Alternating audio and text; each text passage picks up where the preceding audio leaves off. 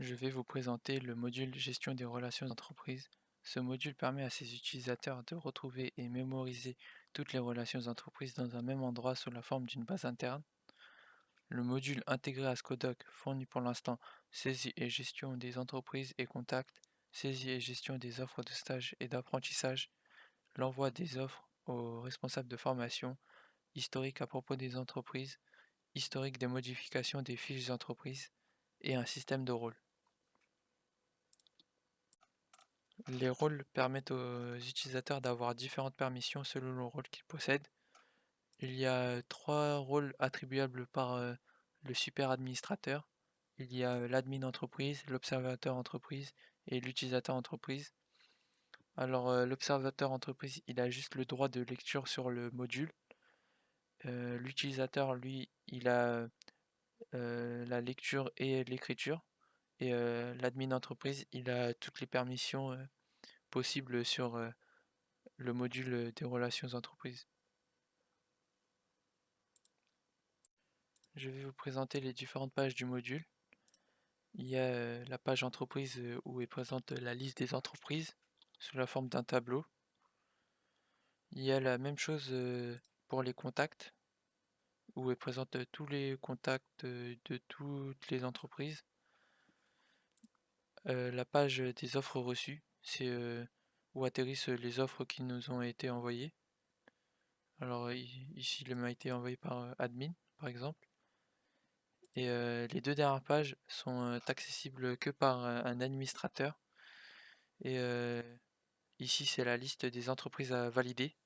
C'est les entreprises qui sont en attente de validation, qui ont été ajoutées par un utilisateur et qui doivent être validées. Ici, c'est la page des préférences. C'est les différentes préférences du module.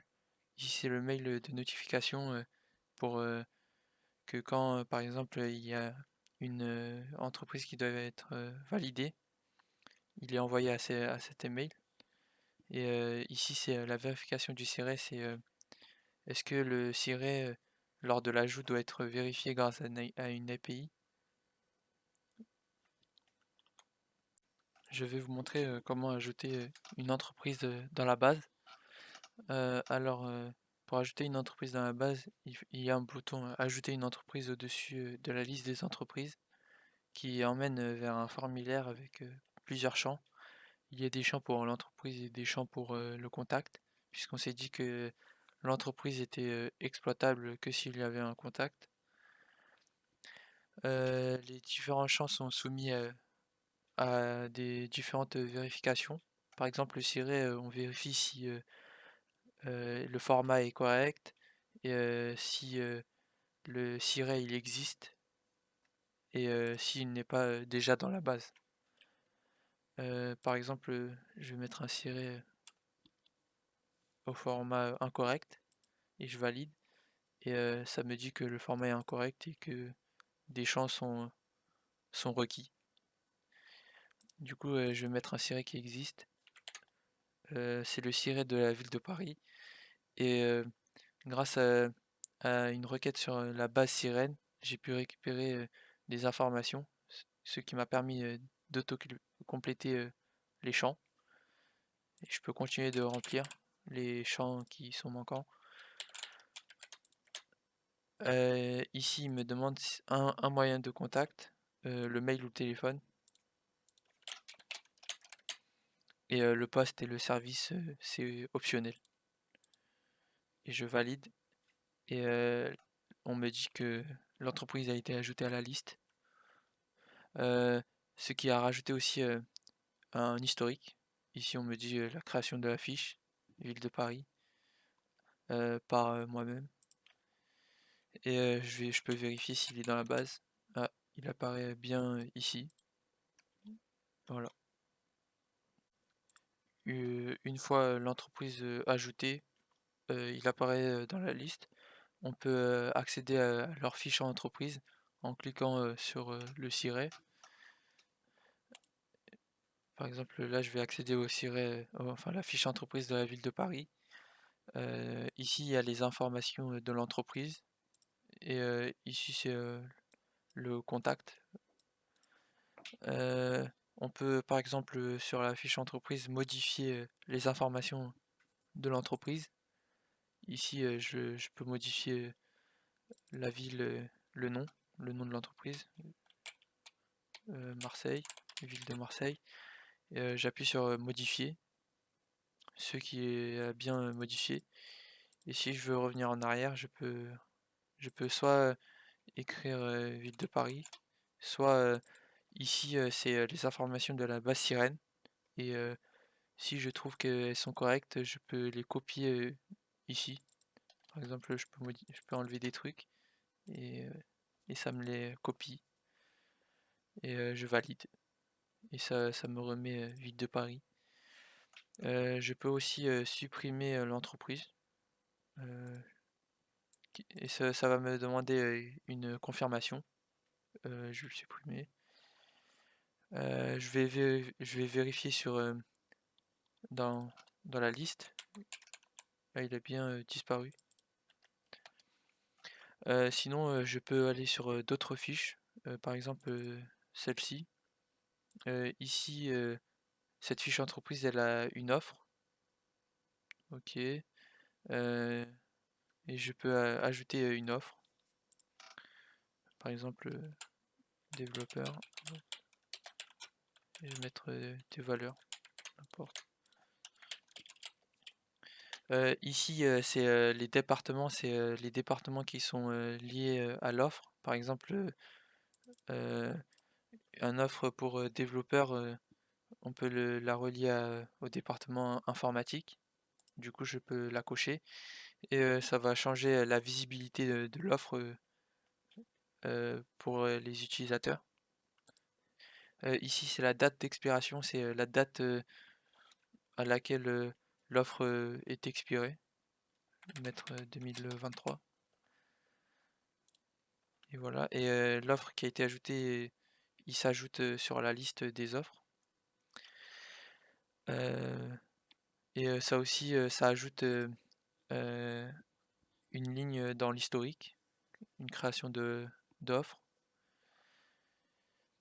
Sinon, on peut modifier chaque élément. Par exemple, un contact, je peux le modifier. Ici, je peux mettre oui, modifier, et ça va modifier. Pour les offres, ici on a un lien vers pour voir les offres expirées. C'est les offres qui sont expirées. Bon, du coup ici il n'y en a aucun. Je peux changer la date d'expiration d'une offre. Voilà. Et comme j'ai mis 2021, du coup elle est expirée. Et elle apparaît du coup ici, plutôt que sur la page, sur la fiche entreprise principale. Et si je veux la remettre, du coup je peux changer la date. Et voilà. Sur une offre, on peut attacher un fichier. Par exemple, je vais attacher un point doc. Je l'ajoute et ça l'a ajouté sur l'offre. Je peux supprimer. Il me demande une confirmation. Voilà. Je peux supprimer une offre. Ici, je peux pas supprimer ce contact parce que il faut minimum un contact sur une fiche entreprise. Et je peux ajouter un contact. Là, si je valide, il va me demander un moyen de contact. Et là, c'est correct. Je peux ajouter un historique à l'entreprise, c'est-à-dire si un étudiant a déjà effectué un stage ou une alternance. Ici, je tape le nom de l'étudiant et ça va chercher dans Scodoc des étudiants existants. Du coup, je peux mettre de celui-là. Je peux mettre une date.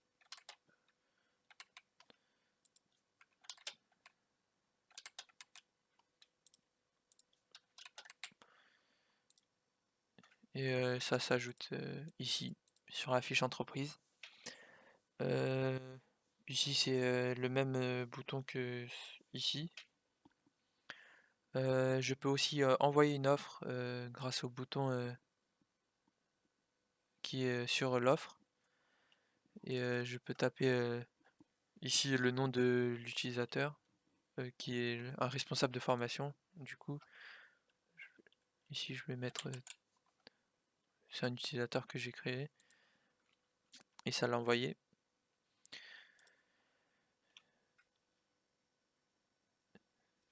Sinon, on peut voir les offres reçues. Les offres reçues, du coup, on peut voir l'offre, les informations de l'offre, un lien vers l'entreprise. Voilà, ça me renvoie sur la fiche d'Ubisoft. On peut voir les fichiers qui sont attachés à l'offre. Et en cliquant dessus, je les télécharge. Il me demande où je veux l'enregistrer. Sinon, quand je suis plus intéressé, je peux supprimer l'offre de mes offres reçues. Voilà. Euh, Dans la page entreprise à valider, c'est pour les administrateurs, et comme je suis sur un compte administrateur, je peux y accéder. Je vois il y a une entreprise en attente. Je peux appuyer sur voir. Et si les informations me paraissent correctes, je peux l'ajouter à la base. Par exemple, en appuyant sur valider. Sinon, j'appuie sur supprimer. Et là, en validant, il apparaît dans la liste. Voilà.